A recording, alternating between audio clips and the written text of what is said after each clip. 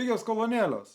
Ar buvo pigių kolonėlių audio video Varšuvo parodoje? Tai būtent apie tai šiandien ir pakalbėsime, kadangi sulaukėm didžiulio susidomėjimo, užklausų, tai panagrinėsiu šitą temą, nes tikrai nemažai teko pasiklausyti ir būtent šiandien apžvelgsime pigesnių kolonėlių sąrašą.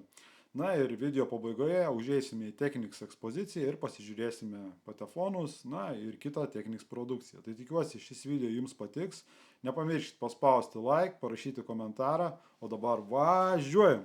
Pradėsim nuo vienų iš pigiausių kolonėlių, kurias teko paklausyti audio video Varšuvos parodoje. Tai mūsųse pasitaikantis gamintojas, skelbimuose tikrai skelbia LT, esu matęs, kad LTX būna pardavinėjimas, pats nesu turėjęs šių kolonėlių.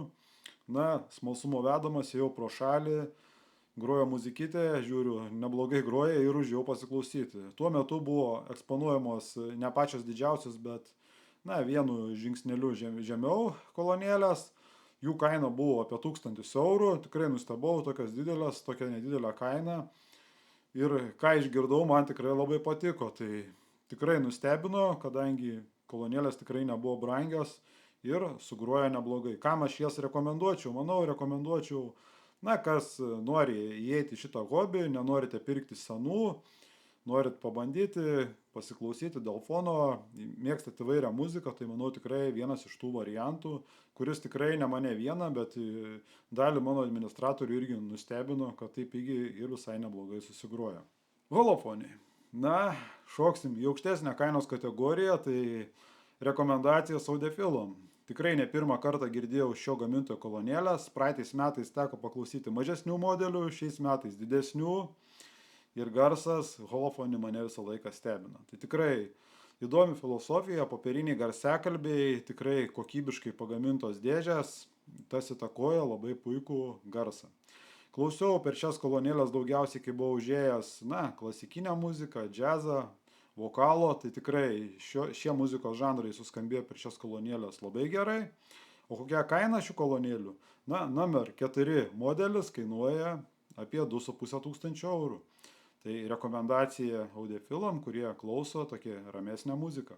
Manau, man pritarsit, kad JBL gali pasiūlyti kolonėlės beveik visiems. Tai tikrai labai gamintojas šis gamino daug įvairių kolonėlių, tiek profesionalams, tiek mėgėjams, tiek audiofilams. Esu girdėjęs ir labai brangių, ir pigesnių, ir tikrai nėra blogų kolonėlių, pagal savo kainą jos tikrai groja neblogai.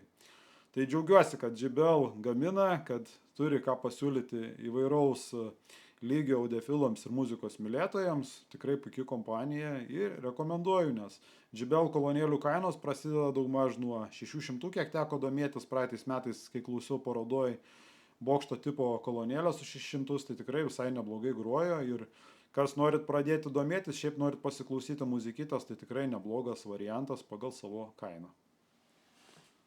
Taiga Harmony Nostalgic TG12. Praeitais metais klausiaus, šiais metais pamačiau irgi, užėjau pasitikrinti dar kartą, ar ausis nemeluoja. Tai užėjau, patiko kaip sugrojo ir vėl. Tai tikrai puikus pasirinkimas, kas ieškot naujų kolonėlių, klasikinės išvaizdos kolonėlių, norit didesnio jautrumo kolonėlių, tai šios kolonėlės yra 92 decibelų jautrumo. Tai tikrai, manau, toksai puikus pasirinkimas, kas norit paklausyti lempinio stiprintuvo, nenorit pirkti senų kažkokių vintažinių kolonėlių, neįperkat labai brangių šiuolaikinių jautrių kolonėlių, tai toksai kaip ir viduriukas. Nes ir praeitais metais klausant šitas kolonėlės man patiko, kaip jau suskambėjo, ir šiais metais tikrai paliko labai gerą įspūdį. Šių kolonėlių kaina yra maždaug nuo 2500 eurų. Dynaudio.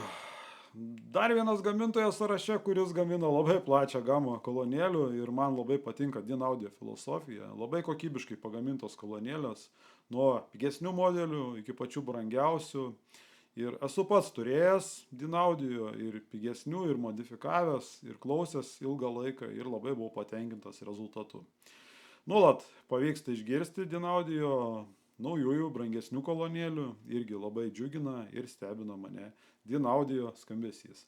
Tai rekomenduoju, kas norit, tikrai yra ir pigesnių modelių, kurie puikiai skamba, kas mėgstat paklausyti šiuolaikinę muziką, mėgstat gerą žemą dažnį, tai kaip žinia, ne kiekvienas gamintojas pagamina, kad tikrai gerai žemą grotų, o Dynaudio būtent tuo pasižymi. Tai rekomenduoju ir dar kartą rekomenduoju Dynaudio.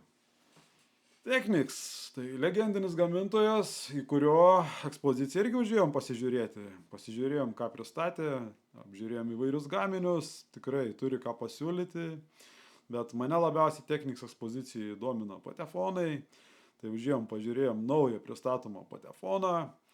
Kaip žinia, Technics pasižymi Direct Drive patefonų gamybą ir gamina jie labai kokybiškus patefonus. Tikrai rekomenduočiau pradedantiesiems, nes mažiausiai priežiūros ir garsas tikrai geras ir kokybiškai pagaminti.